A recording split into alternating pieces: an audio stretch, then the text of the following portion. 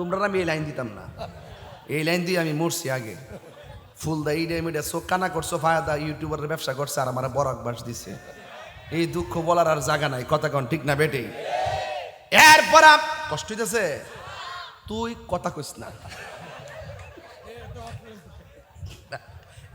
এ যে কইছে ক্যারাবান, মানে ক্যারাবান কোন কোরআন শরীফ বিচারা কে পাইব? এইটা হে আবার ক্যামেরার গুরাত বইয়া কো এইটাকে বেড়াইতে রেকর্ডিং করতেছে না, তুই না পারলে আল্লাহর সাথে কইস। দুইটার পরে যে বেটা কয় যে উল্টা পাল্টা ওয়াজ করে তারে কই এনে দুইটার পরে একটার পরে ওয়াজ করতো। একটার পরে মাঠ ওয়াজ করা সাধারণ জিনিস না, এখানে রসও লাগে, কষ লাগে, সিংবা বলবো মালিক মুস্তু সবই লাগে, কথা কন ঠিক না বেটে? লাগেনিও পুরাই অঙ্গ দেখায় কারে গো। তোমরা আমি এই লাইন দিতাম না, এই লাইন দিয়ে আমি মরছি আগে। ফুল দা ইডে মিডে চোখ কানা করছো, ফায়দা ইউটিউবারের ব্যবসা করছে আর আমার বড় বাস দিছে। এই দুঃখ বলার আর জায়গা নাই, কথা কন ঠিক না বেটে? এরপর কষ্ট হইতেছে, তুই কথা কইস না। এ যে কইছে ক্যারাবান, মানে ক্যারাবান কোন কোরআন শরীফ বিচারা কে পাইব? এইটা হে আবার ক্যামেরার গুরাত বইয়া কো এইটাকে বেড়াইতে রেকর্ডিং করতেছে না, তুই না পারলে আল্লাহর সাথে কইস। বাজার গুমটা গেছি নিও, ও বাজার গুমটা গেছি নি। এর লেগে তাই হুজুর কি লেগে যে বৈরবে আমার 10টার সময় দেয় না, এরা আমার ঠেইলা নিয়ে ভালাইবো 12টার পরে 1টার পরে কলা গাছের ডাক গা। তোর ওই আমার পেতাম না জীবন, কষ্ট হইতেছে। তাইলে দুইজন ফেরেশতা কান্দে আসিনি, কথা কোনা আর আসেনি। এরা কি লিখতেছে? ভালো ফেরেশতাটা কোন কান্দে, আর যেটা মন্দ লেখে কিরে আমি গুনাহ করি আল্লাহ জানে না, মন্দ করলে জানে না, বালা করলে জানে না, তো এরা রাখছে কি লেগে? কিরে সাক্ষী আল্লাহ দেয় না, না দেখলে না সাক্ষীর দরকার, কিসে সাক্ষী? আবার বোঝা গেলে এখানে একটা খেলা আছে। কি আছে? যেমন ভাই মিজানের পাল্লা হাসুর মাঠে টানাইব নিয়ে কি আর বদি বলে ওজন করবো, কেডা জান্নাতি কেডা জাহান্নামী আল্লাহ কিন্তু জানে না। ডাইরেক্ট দালালি তো ছিল, অতলা কাহিনী দরকার আছে?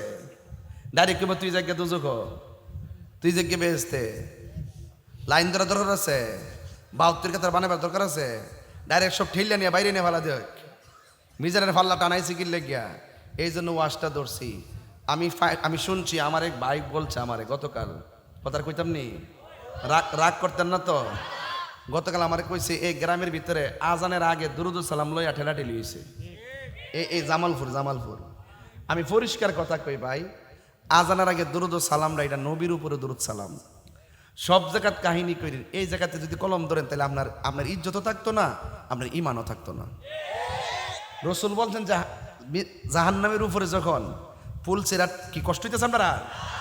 জাহান্নামের উপরে যখন পুল সিরাতটা কায়েম করব, এটা থাকবো চুলের মতন চিকন, হীরার চাইতে ধার, রাস্তাটা বরাবর, নিচে জাহান্নাম। দেখেন কোন জায়গাতে এটা বানাইছে, নিচে কি জাহান্নাম। আবার জাহান্নামের আগুনের রং কিন্তু লাল না, সাদাও না, এটা হলো কালো। তো কালো রাস্তার উপর দিয়ে চিকন রাস্তা দেখা যাইব? রাত্রেবেলা চুল অন্ধকারে চুল দেখা যায় না? হ্যাঁ দেখবো, হ্যাঁ যে চোখ না, হ্যাঁ দেখবো টি হই। কই সাজকার কথা তোর আজকে পিঠটা আমাদের যেই দরবার লাগাইছ আবার হাসছেন না মিয়া, আর আশাশে করেন না, ক্যারাবান বলে।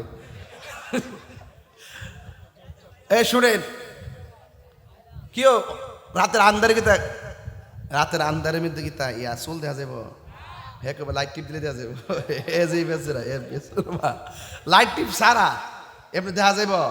আচ্ছা, তো জাহান্নামের উপর দিয়া রাস্তা হইব, চুলের চাইতে চিকন, আবার অন্ধকার। এই রাস্তা দেখতো না কাইটটা আবার জাহান্নামের মধ্যে পড়বো। রসুল কয় যারা আমার উপরে দুরূদ শরীফ পড়বো, এই অন্ধকার রাস্তাটা আলোকিত হয়ে যাবে।